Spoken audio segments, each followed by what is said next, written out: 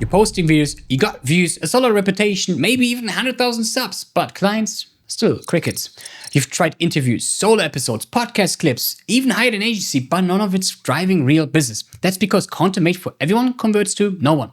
We worked with a sales coach in the same spot, 4,000 views, barely any leads. Now they're getting over 200 qualified inbound inquiries from YouTube. This video shows how you can create content that your actual clients care about. So your viewers finally turn views into trust and trust into sales. Let's start with the biggest problem first. I've seen over 10,000 channels, all from like 1,000 subs till over 100,000 subs. And you see, especially with the really big ones, where you expect, like, man, they have 100,000 subs, they must have so many views. I was shocked, many of them not getting more than 50 views. And the problem is, I call it the so-called Carnival channel. They're trying to do everything at once. They're trying one day entrepreneurship, the next day life hacks, the next day here's relationship tips from me, and here's my morning routine and my gym routine, and. So the problem with this is now that first of all, the channel is all over the place, and it's like, okay, one person is subbing for this video, but it obviously doesn't come back for the lifestyle videos, and vice versa. And so now you're getting lots of subs, but they're not really coming back because they're not resonating with it. Think about a restaurant, for example. Where would you go? If I'm gonna ask you, hey, I want to eat the best pizza, are you gonna send me where? Probably to the best pizzeria in your city, not to some random restaurant that has burgers and pizzas and they have chicken, hot dogs. No, and that's actually the same thing YouTube says as well. Try to be true to your niche. That's a very important thing. So otherwise you're going to fall into this pitfall of like the Carnival channel. And if you're having a Carnival channel, you're not really far away from the zombie channel, which is like half alive, getting 50 views per video. But yeah, no real business results from it. And another big problem I see too many times, and sometimes we do as well, is we sometimes not creating content our audience wants. We rather create content that we think our audience needs, but what they need and what they want are two different pairs of shoes. So what I actually do is, it's called the voice of a customer. It's actually like, what is their true voice when no one is listening? What are they actually saying? Something that's not written like in a textbook, but really something like they would say, because yeah, the more they resonate with it, the higher the potential is that they are going to watch your videos. So there are 3 steps how I do it for my case or for our clients. And the first case, you can start with like, go on Perplexity and just ask, okay, what is the true voice of the customer for my specific niche who do this specific thing because I'm helping them? And then Perplexity is going to crawl the internet and trying to find quotes they might leave on Reddit or maybe somewhere as a comment. And this already gives you a great starting point. Another big thing is what I do, for example, because I do a lot of LinkedIn outreach as well, is I'm going to export my LinkedIn data and I'm going to ask now basically the same thing. What is their true voice? What is their pain? What is their desires? What they're actually craving for or not needing from? I know what they need. For example, very important on YouTube is title and thumbnails, but no business owner ever wants to learn how to make a good title and thumbnail. Of course not. They don't understand the importance of it. And then last but not least, what you can do as well, which is very important, is transcribe all your sales calls or coaching calls.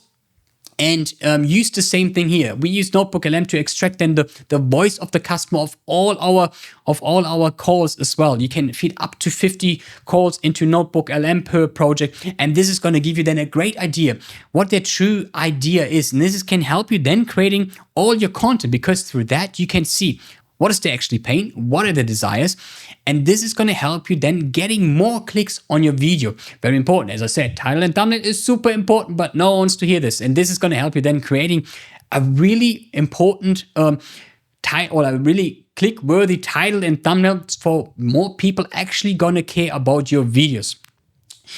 And another big problem is that if you think about a YouTube channel, it's just the same thing as business. What I mean is churn. If you're always having super high churn, you're always going to be hustling. You need more and more clients. I need to find. The same thing is on YouTube. You can try to find so many people every month. Find, trying to get broader. But yeah, no one is actually coming back. So this is very important. You always need to see that your returning viewers are constantly growing. If they're not growing, then you might already found your problem. And then you need to analyze, why are they not coming back? Are my videos maybe just clickbait, or are they not maybe helpful enough? Do I need to go deeper? This is something then you need to see for yourself. Then if you already if you have a big channel already, chances are that you've been on the platform for a very long time. And the problem here is that, okay, you might be the go-to guy for this specific niche. You did it by the playbook.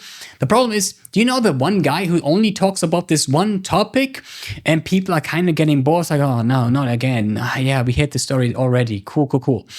I actually got this from Caleb Ralston, the media guy behind Gary Vee and Alex Hormozi, one of the biggest entrepreneurs on content marketing.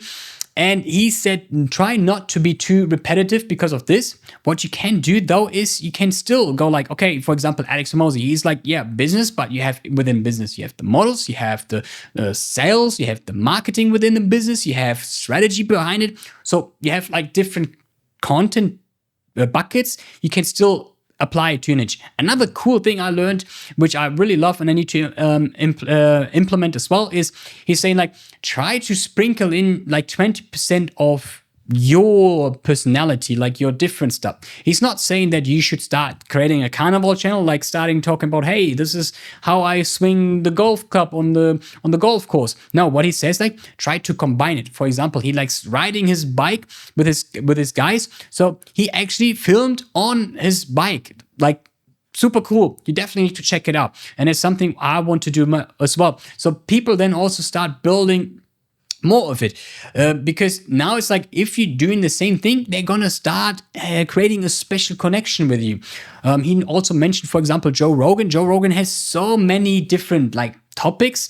Like he likes aliens, he likes conspiracy theories, MMA, comedy, and then there are the people who like maybe just like one or two things of it, and then there are the people who like somehow like all of it, and they're like the die-hard fans. They're like, they would do everything for Joe Rogan. They might even have a Joe Rogan tattoo. I don't know.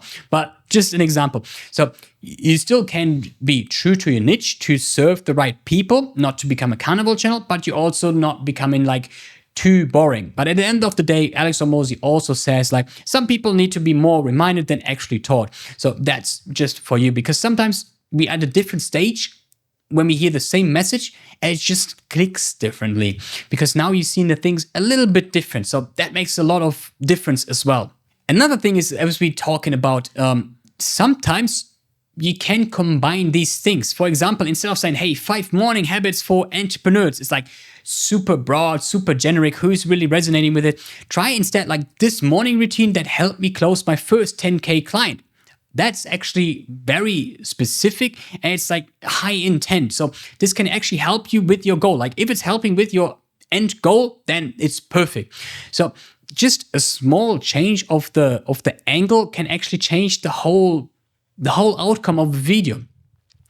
And the sales call earlier, he didn't really change his content. No, what we actually just did is try to make his message more clearer, and we try to speak more the language of a customer by focusing really on the audience first, by really getting down what they're actually speaking.